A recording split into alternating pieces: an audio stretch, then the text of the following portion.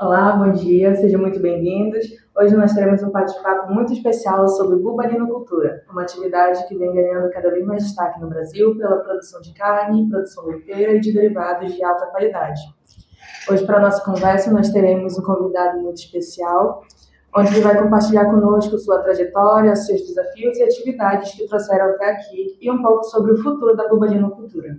João Rocha é o presidente da Associação Paraense de Criadores de Búfalo e como também um dos principais nomes na bubalinocultura no Pará, principalmente na região do Marajó. Olá, João, muito obrigada por vir. Adriana. Hoje nós queremos saber um pouco sobre você, gostaríamos que você se apresentasse para o nosso público e contasse um pouco da sua história e como surgiu a sua ligação com a bubalinocultura. A minha ligação com a bubalinocultura, ela veio através da matriarca da minha avó, Joana Rocha, e que comprou uma propriedade, começou a tocar a fazenda com búfalos. A minha avó era uma apaixonada por búfalos, e isso fez com que contaminasse também o meu tio, João Alfredo, e o meu pai, José Melo da Rocha.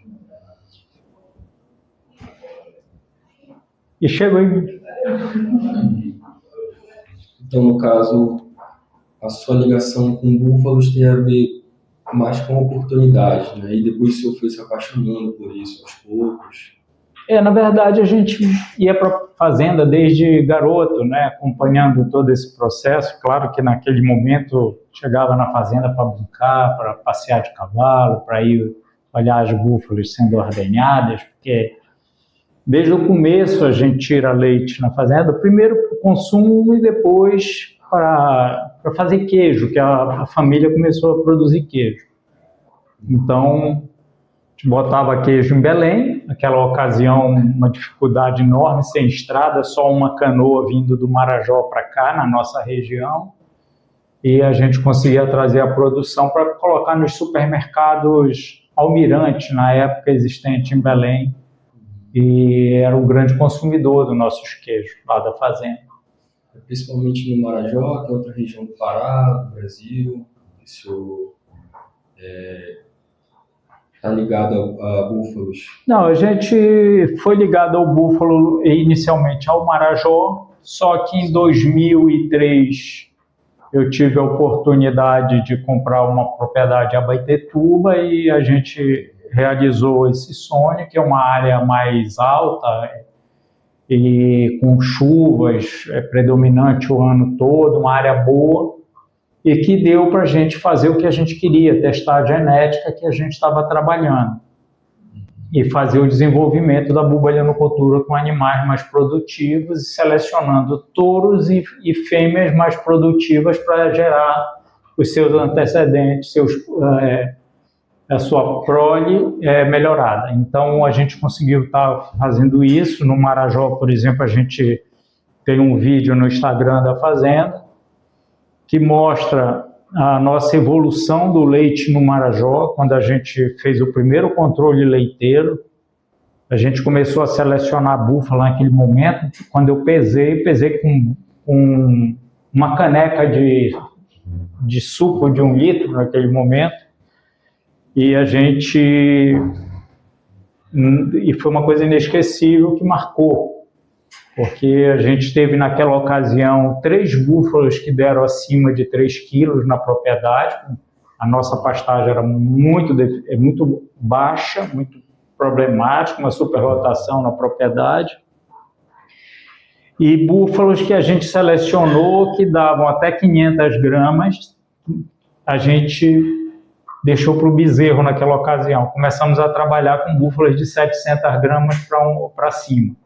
Essa foi a primeira meta estabelecida, que isso já me tirou um bocado de búfalo do curral. E aliviando e começando a fazer uma seleção inicial lá há 30 anos atrás. E hoje nós estamos mostrando esse vídeo que eu estava falando, do início, e hoje a gente já teve búfalos na fazenda com 18 litros de leite. Então, uma progressão muito grande nesses 30 anos.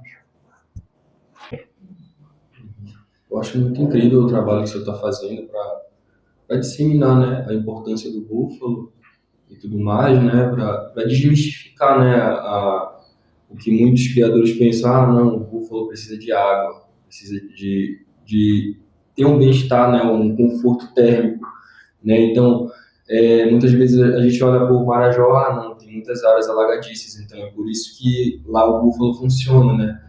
O senhor acha que isso seria um fator limitante para outros produtores não quererem? Ou o senhor acha que tem outro fator, assim? Porque a gente percebe que o búfalo ele tem uma produção incrível, né? Carne de qualidade também. Porque em outras regiões, assim, o que o senhor acha, assim, que outros produtores vejam, assim, que não seja talvez vantagem, né? Sendo que é vantagem, né? Criar búfalos. Sim, o búfalo ele tem umas características, como você disse, a carne nobre, Sim, mais nutrientes, mais proteína, mais minerais na carne do búfalo, menos colesterol. Então, é uma carne que, mesmo com a gordura do búfalo é uma gordura saudável, perto das outras carnes. Então, a gente percebe isso as pesquisas mostram isso tanto na carne quanto no leite, né? E para a indústria foi mais rápido essa união, essa harmonização do produto devido o leite de búfalo na indústria ser mais rentável do que o de leite bovino. Então, o búfalo tem mais sólido que rende, faz no final das contas, para fazer um produto numa fábrica, num laticínio, ele tem 40% de rendimento a mais do que o de bovino. Então, uma coisa muito interessante com gorduras boas, saudáveis. Então, o búfalo tem, tanto na sua potencialidade de dupla aptidão para carne e para leite, que eu costumo dizer isso sempre, para mim, eu sempre trabalhei com a dupla aptidão do búfalo, e muitos criadores me corrigem dizendo que é a tripla que ele tem atração. Mas a gente sabe que fica um pouco superado, hoje que no Marajó chegou muita questão do carro, do cavalo, da moto, e isso tem sido realmente bem já suprimido. Mas essas duas situações da carne e do leite com a qualidade do produto que tem o búfalo é uma coisa impressionante. E o que faltava para a gente na bubalinocultura era a ciência chegar e comprovar.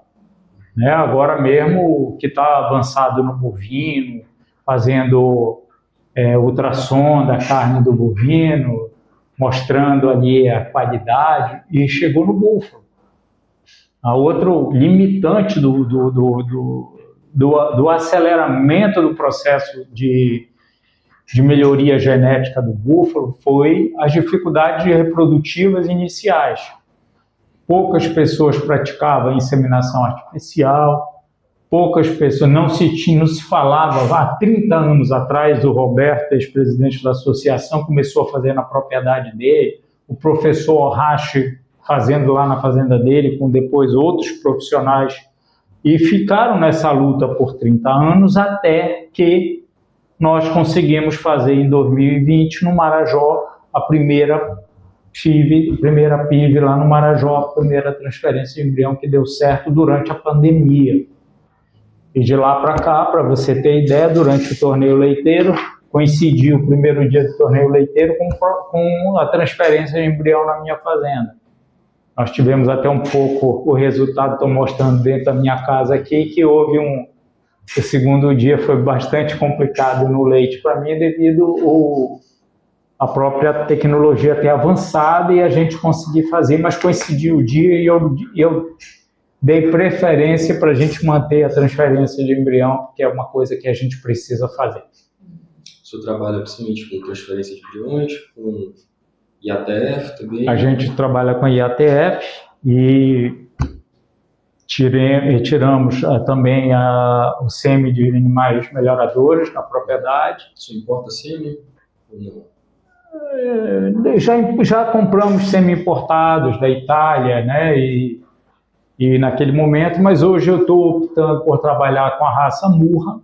Naquela época eu trabalhava muito com Mediterrâneo e Murra, e hoje eu estou dando preferência para o Murra.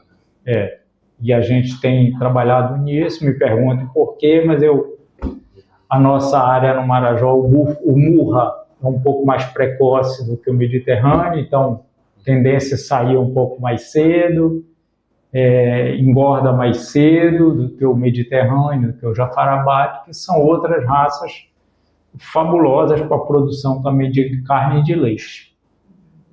Só que eu dei preferência para o Murra, um animal menor, e a gente pode trabalhar ele em relação...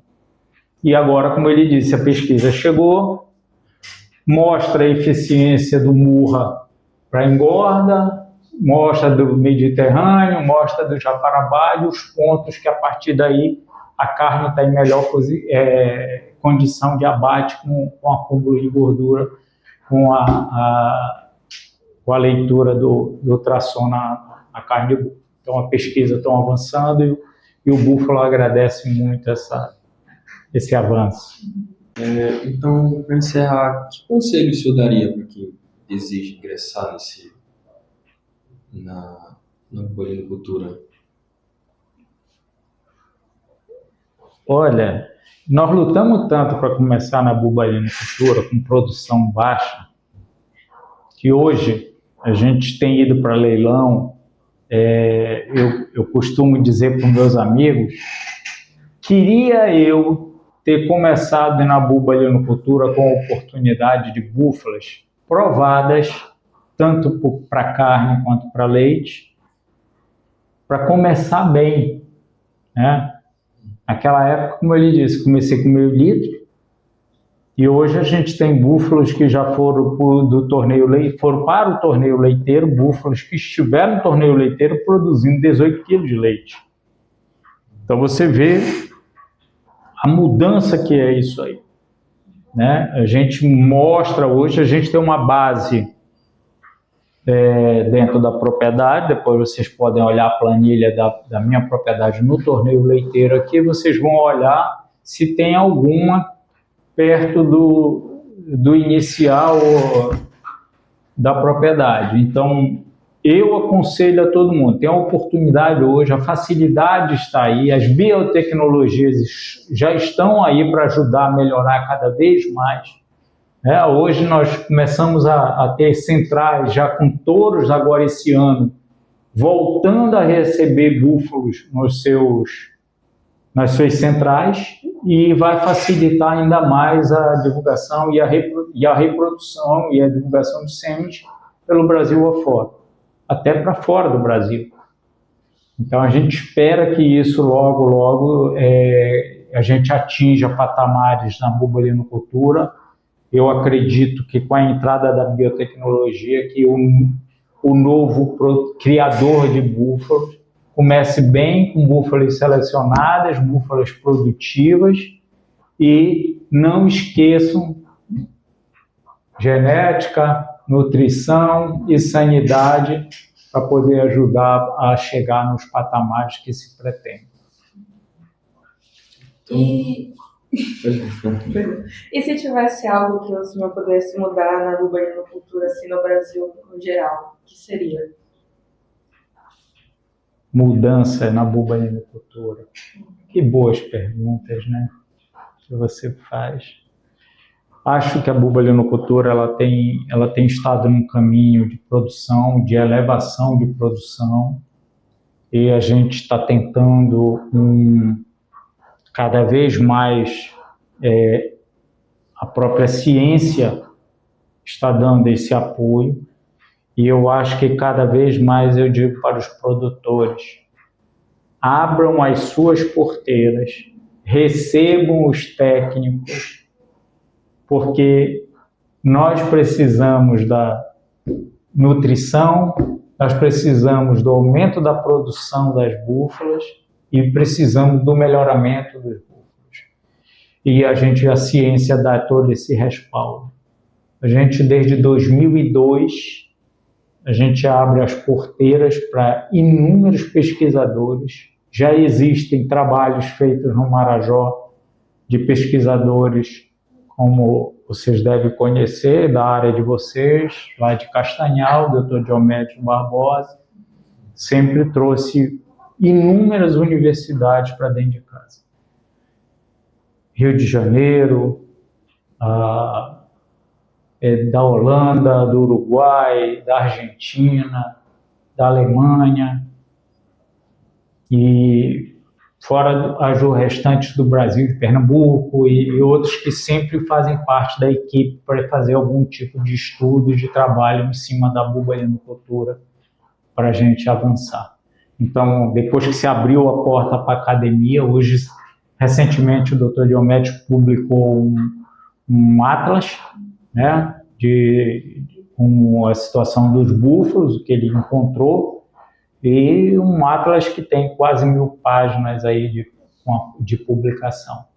Então, uma coisa muito interessante. Acho que todos devem realmente abrir as porteiras para pesquisa, para a evolução, como nós fizemos na área clínica, fizemos na área reprodutiva, e a gente avançou demais dentro disso e conseguiu, através disso, abranger para muitos outros amigos que tivessem acesso a essa parte no avanço tecnológico dentro da bubalinocultura, reprodução e a parte clínica da bubalinocultura, junto com a própria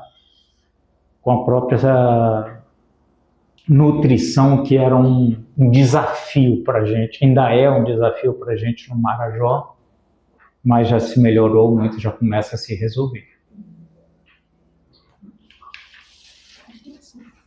Então é isso, eu gostaria de agradecer ao senhor, João, por ter recebido a gente. Eu sei que o seu tempo deve ser bem corrido e o senhor tirou um tempo para conversar com a gente. E muito obrigado. Obrigado, Sérgio. Obrigado, Inara. Muito obrigada.